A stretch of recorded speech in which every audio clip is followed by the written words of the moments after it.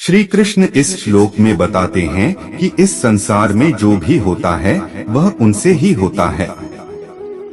जीवन में कई बार ऐसी परिस्थितियां और अनुभव आ जाते हैं जिस पर हमारा कोई नियंत्रण नहीं होता है। हम भले सच्चे मन से पूरी मेहनत से कर्म करें, फिर भी हमें जो चाहिए वह मिलता नहीं है। कभी कभी तो फल की जगह दंड ही मिल जाता है। जन्म से लेकर देहत्याग तक भगवान कृष्ण के जीवन की लगभग हर घटना में कोई सूत्र है। युद्ध भूमि पर दिया गया गीता का उपदेश संसार का श्रेष्ठतम ज्ञान माना जाता है।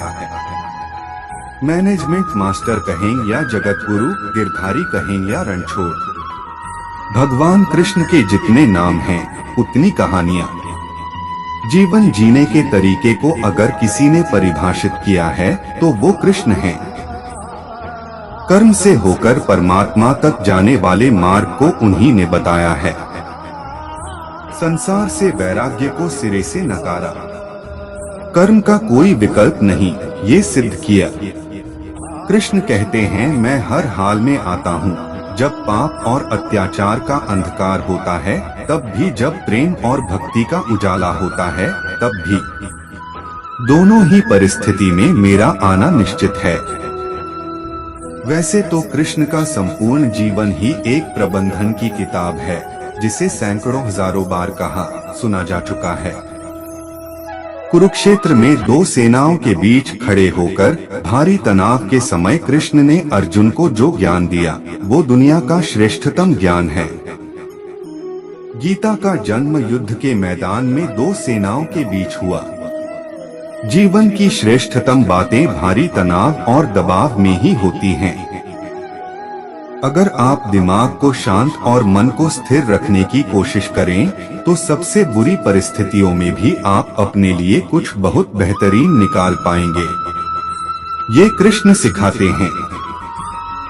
गीता पढ़ने से पहले अगर इसी बात को समझ लिया जाए तो गीता पढ़ना सफल हुआ।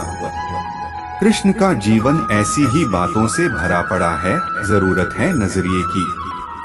उनका जीवन आपके लिए माइथोलॉजी का एक हिस्सा मात्र भी हो सकता है और आपका पूरा जीवन बदल कर रख देने वाला ज्ञान भी। आवश्यकता हमारी है, हम उनके जीवन से लेना क्या चाहते हैं। कृष्ण मात्र कथाओं में पढ़ा या सुना जाने वाला पात्र नहीं है, वो चरित्र और व्यवहार में उतारे जाने वाले देवता हैं। कृष्ण से सीखें कैसे जीवन को श्रेष्ठ बनाया जाए। 10 बातें हैं जो अगर व्यवहार में उतार ली तो सफलता निश्चित मिलेगी। शुरू से अंत तक जीवन संघर्ष ही है। कारागृह में जन्मे कृष्ण, पैदा होते ही रात में यमुना पार कर गोकुल ले जाया गया। तीसरे दिन पुतना मारने आ गई। यहाँ से शुरू हुआ संघर्ष देह त्यागने से पहले द्वारिका डुबोने तक रहा। कृष्ण का जीवन कहता है, आप कोई भी हो संसार में आए हैं तो संघर्ष हमेशा रहेगा।